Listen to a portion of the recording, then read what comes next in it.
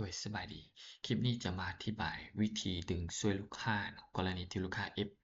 บ่ถูกบ่พิมพ์รหัสบ่ถูกแล้วมันระบบบ่รูดบ่หรือว่าพิมพ์แล้วรหัสมันต่ำกันแล้วเฮ็ดให้บางคนรูดบางคนบ่รูดเนาะแล้วทางห้านทางแอดมินควรเห็นว่ารหัสตัวนี้ลูกค้าผู้นี้ F มาบ่ติดเนาะเราต้องการดึงช่วยลูกค้าเนาะซึ่งมันจะมีอยู่หลายจุดเนาะที่ต้องการดึงค่าแต่ละอันจุดมันจะมีหน้าที่ต่างกันก็คือถ้าเราต้องการดึงลูกค้าแต่ว่าลูกค้าผู้นี้เป็นลูกค้าเก่าที่เคย F เครื่องนำเราตลอดเนาะแล้วเราต้องการดึงช่วยนะสมมุติลูกค้าต้องการ F M7 เนาะเราก็ใส่รหัส M7 เนาะเหมือนตัวนี้เนาะเพิ่มลูกค้านี่เนาะปุ่มตัวนี้มันจะสามารถดึงช่วยลูกค้าได้เฉพาะแต่ลูกค้าที่เคย F เครื่องผ่านมาเนาะหรือว่าเป็นลูกค้าเก่าเรานั่นเนาะเราติ๊กเลือกแล้วก็ติ๊กใส่เนาะจำนวนที่ลูกค้าจำนวนเลือกชื่อลูกค้าเนาะแล้วก็เลือกจำนวนที่ลูกค้าต้องการว่าจะการเท่าไรเนาะเราก็ใส่เนาะปนจำนวนสู่ลูกค้าต้องการ1เนาะก็กดนี่ตัวนี้เนาะ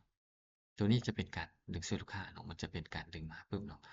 ตัวนี้จะเป็นตัวเพิ่มลูกค้านี่เนาะแล้วอันตัวต่อมาเนาะวิธีดึงช่วยลูกค้าอยู่ในคอมเมนต์หรือว่าเราไลฟ์สดจบไปแล้วหรือว่าลูกค้าคอมเมนต์มาแล้วบ่ดูเนาะอยู่โพสต์อยู่รูปที่เราโพสต์ไปหรือเราโพสต์ขายเอาเนาะแล้วลูกค้าบ่ดูเราต้องการดึงช่วยเนาะตัวอย่าง M8 เนาะลูกค้าต้องการ F อยู่ M8 นี่เนาะเรามาตัวนี้เนาะ กดตัวรายการวิดีโอนี่เนาะให้กดตัวรายการวิดีโอเนาะแล้วมาหาโพสต์ที่ลูกค้าต้องการที่ลูกค้าได้ F ไปเนาะคอมเมนต์บอกสินะแล้วบ่ดูแล้วต้องการดึงช่วยเนาะไปหาสมมุติโพสต์ตัวนี้เนาะเราก็ติ๊กใส่ข้อความอยู่นี่เนาะติ๊กใส่ข้อความอยู่นี่สังเกตเนาะลูกค้า F อยู่นี่เนาะแล้วเราก็มาติ๊กใส่รหัสต้องการเนาะสมมุติลูกค้าต้องการดึง F8 นี่เนาะต้องการดึงช่วยลูกค้า F8 ต้องการติ๊กใส่แล้วลากติ๊กชื่อเขาข้างไว้เนาะแล้วลากใส่กล้องอยู่นี่สังเกตมันจะเป็นบวกน้อยๆดำๆเนาะ แล้วปล่อยเนาะตัวนี้ก็จะเป็นการดึงช่วยลูกค้าเนาะอยู่ในคอมเมนต์เพราะว่าจะเป็นโพสต์หรือไลฟ์สดด้วยแต่ถ้าหากว่าลูกค้า F เนาะบ่ได้ F อยู่รูปโพสต์ใหญ่เนาะแต่ว่าลูกค้า F อยู่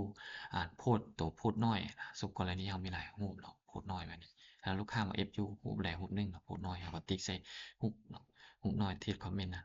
สังเกตติ๊กปุ๊บเนาะคอมเมนต์มันก็จะขึ้นมาอยู่นี่เนาะสมมุติลูกค้าต้องการ F ตัว F6 เนาะให้กดใส่ F6 เราก็ติ๊กใส่แล้วก็ติ๊กชื่อเขาร้านใส่เนาะ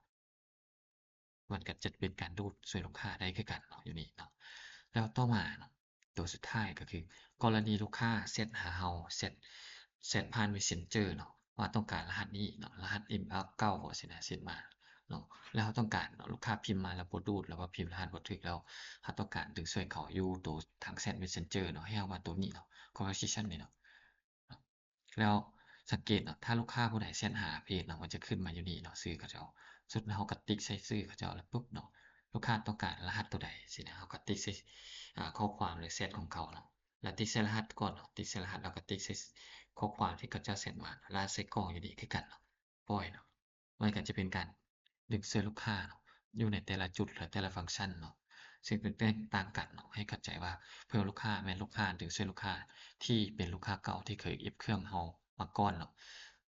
ดึงได้ถ้าเป็นลูกค้าใหม่มันจะบ่สามารถดึงได้หรือว่าบ่มีข้อมูลเนาะส่วนตัวอยู่นี่ในการวิดีโอไลฟ์สดจะเป็นการดึงขณะที่เราไลฟ์สดลูกค้าคอมเมนต์เนาะมันจะอยู่นี่เราก็สามารถดึงอยู่กล้องนี่ได้คือกันส่วนตัวนี้จะเป็นการดึงย้อนหลังก็จะเป็นบ่ว่าจะเป็นโพสต์รูปคอมเมนต์ต่างๆย้อนหลังเนาะบ่ว่าจะเป็นไลฟ์สดบ่หรือว่าไลฟ์สดที่จบไปแล้วหรือว่าโพสต์ขายเอาซื่อๆเนาะจุดคอมเมนต์เนาะส่วนตัวดึงตัวนี้จะเป็นการดึงช่วยลูกค้าผ่านแชต Messenger ต่างๆอะเนาะจะอยู่นี่